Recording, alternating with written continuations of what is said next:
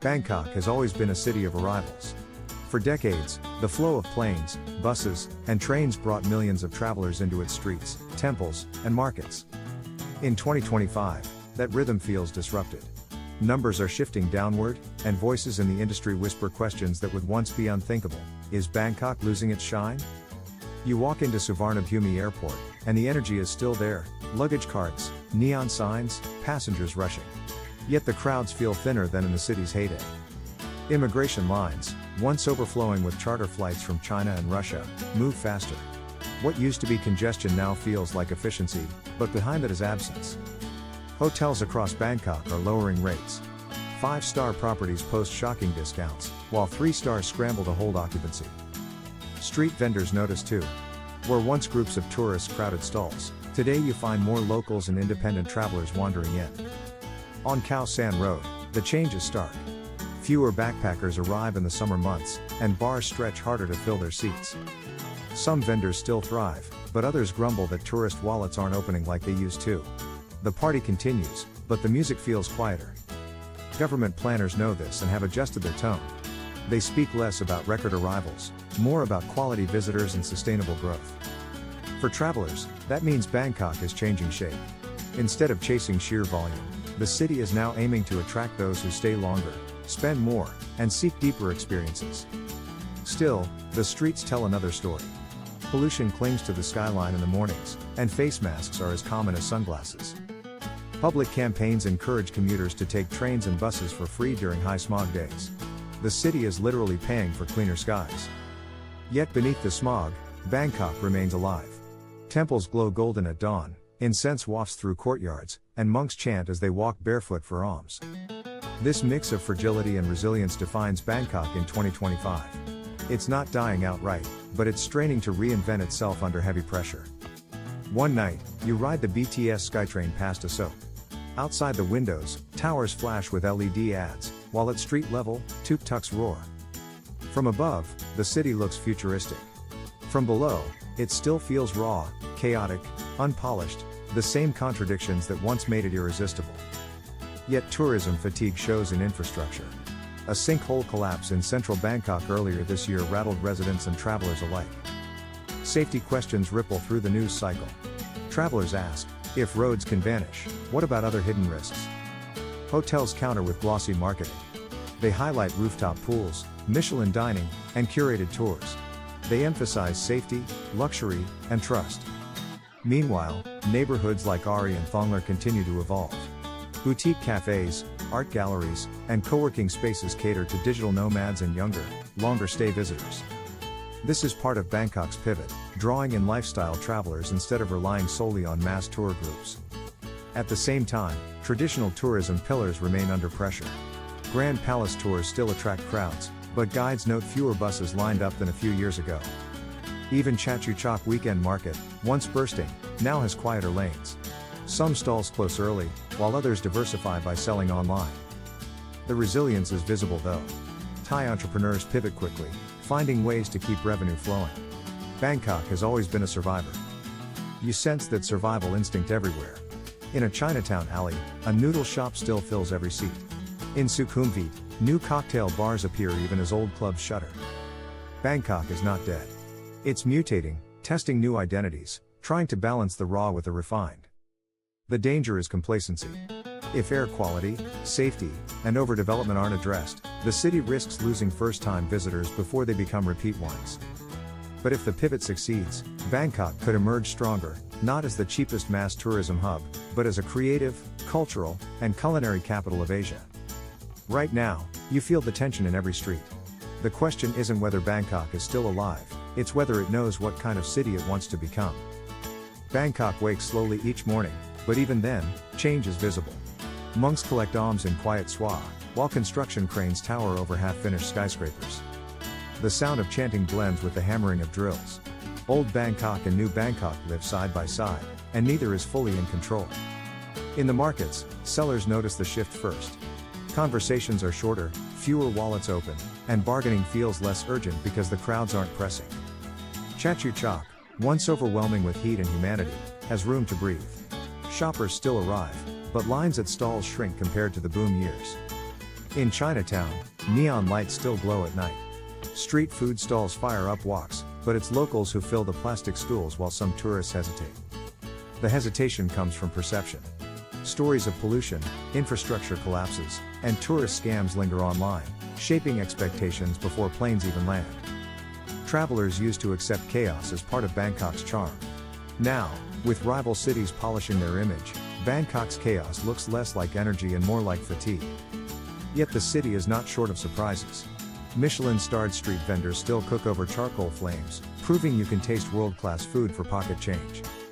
Rooftop bars on Sukhumvit dazzle with cocktails against a skyline of temples and towers. The experience is timeless, but the competition for visitors has never been fiercer. Hotels slash rates and offer free extras. A stay that once cost $200 a night now sells for less than $100, breakfast included. The affordability should attract crowds. But global economics, stronger competitors, and shifting traveler behavior keep numbers lower than expected. Government campaigns push the idea of high-value tourism. Instead of chasing volume, they target travelers who spend more and stay longer. This strategy is logical, but it narrows the funnel. Bangkok risks losing its reputation as the world's backpacker gateway, even as it gains prestige in fine dining and culture. At Lumpini Park, joggers circle the lake in the cool of morning. It's peaceful, calm, and free, but the city has plans even here. Construction fences mark the site of a new hawker center.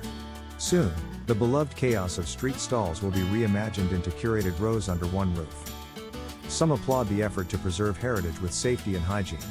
Others say it strips away the authenticity that made Bangkok irresistible in the first place. This debate mirrors the city's wider dilemma. Modernize for comfort, or preserve the raw edges that gave it character? Tourists feel the tension. Some welcome the cleaner, sleeker Bangkok. Others leave disappointed that the grid has been swept into shopping malls. Meanwhile, fine dining surges. In 2025, 6 Bangkok restaurants cracked the global top 50, cementing the city's new image as a culinary capital. Chefs speak of Bangkok as Asia's new Paris, a crossroads of flavors and experimentation. Tourists come as much for tasting menus as they do for temples. This is part of the pivot, transforming reputation from cheap to chic, from backpacker haven to cultural destination. But the pivot costs something. Budget travelers feel priced out, locals feel sidelined, and the city risks forgetting the millions who made it famous in the first place. Walking through Sukhumvit, you feel that split. One alley is packed with street food carts, the next glitters with designer boutiques. Bangkok is both, but which side wins will decide its future. Tour operators are already shifting focus. Instead of package tours for thousands, boutique agencies market curated experiences for dozens. This reduces volume, but increases spend. It's a gamble the government seems willing to take. Still, the cracks remain visible. In February, a central road collapsed above a half-built subway tunnel, leaving a gaping crater. Photos spread worldwide, undermining faith in infrastructure. Confidence matters. Tourists don't like surprises when safety is involved, and these incidents linger long after repairs are made. On the riverfront, though, Bangkok invests heavily. Ferries glide past temples as new malls like Icon Siam anchor the skyline. From the rooftop terraces of riverside hotels, the city looks unstoppable. But closer inspection reveals the strain. Street vendors worry about permits. Independent hoteliers worry about filling rooms. Tour guides wait longer for bookings. Bangkok feels alive, but stretched. Not dead, not thriving, suspended in between. For visitors, this tension creates mixed experiences. Some leave saying the city was magical, others leave saying it was exhausting. In the end, perception is reality. If enough voices declare Bangkok overrated, the spiral deepens. If enough voices praise reinvention, the revival begins. And so Bangkok continues, fighting against both decline and reinvention. Its survival depends on what story it chooses to tell. At sunset, Bangkok looks eternal. The Chao Phraya reflects temple spires and skyscrapers alike, glowing gold and red in the fading light. Dinner cruises glide down the river, serving buffets to couples who lean on the rails, mesmerized by the cityscape. It feels timeless, even as the city wrestles with change. For many first-time visitors, this is still magic. The mix of tradition and chaos is unlike anywhere else in Asia. But for repeat travelers, the cracks become harder to ignore. Pollution burns the lungs, traffic grinds at patience, and scams creep into the experience. Bangkok has always been chaotic, But the chaos once felt charming. In 2025, some travelers say it feels tiring instead. The competition is sharper now. Singapore markets itself as clean and efficient, Kuala Lumpur promotes affordability, Ho Chi Minh City rises as the new food capital. Bangkok's edge is duller, but not gone. It still offers experiences no other city can replicate. Street markets still pulse with color and smell. A plate of pad krapao still feels like a discovery, even when you've had it 100 times before. Temples still shine at dawn, glowing with gold leaf and incense smoke. For spiritual travelers, these are experiences worth the flight alone. And nightlife continues to dazzle. From rooftop cocktails to neon alleys in RCA, Bangkok at night still vibrates like few cities on earth. The question is whether these highlights can outweigh the negatives. Can beauty, flavor, and nightlife overcome smog, sinkholes, and competition? The government is betting on reinvention. Creative festivals, design weeks, and new museums are being built into the calendar. Bangkok wants to show it's more than backpacker chaos. It wants to be seen as a cultural capital, a dining mecca, a modern creative hub. The investment is visible in new projects. The Hawker Center near Lumpini Park aims to preserve Bangkok's food identity in safer, curated form. A new contemporary art museum in Klong Toye promises to showcase Thai creativity on a global stage. And the city's fine dining boom isn't slowing. Michelin inspectors now treat Bangkok as seriously as Paris, Tokyo, or New York. This may alienate budget travelers, but it also draws high-spend tourists, the kind the government now courts. Whether that trade-off works is the gamble. Too much luxury risks losing Bangkok's raw authenticity, the very grit that made it irresistible. Tourists have always loved the paradox. A city where monks chant beside mega malls, where incense smoke curls around neon signs. If Bangkok tilts too far toward polish, it risks becoming just another city. If it fails to fix its flaws, it risks collapse. Right now, it teeters. Not dying, not thriving, just caught in transition. For locals, the stakes are personal. Taxi drivers, food vendors, hotel clerks, tour guides, their livelihoods depend on getting this balance right. Some remain optimistic, pointing to resilience. Thailand has weathered coups, floods, pandemics, and still tourism bounced back. Others are less hopeful. They worry that tourists now have too many choices, and Bangkok's reputation is fading faster than it can be repaired. The truth is in the middle. Bangkok is neither collapsing nor unshakable. It is vulnerable, but also adaptive.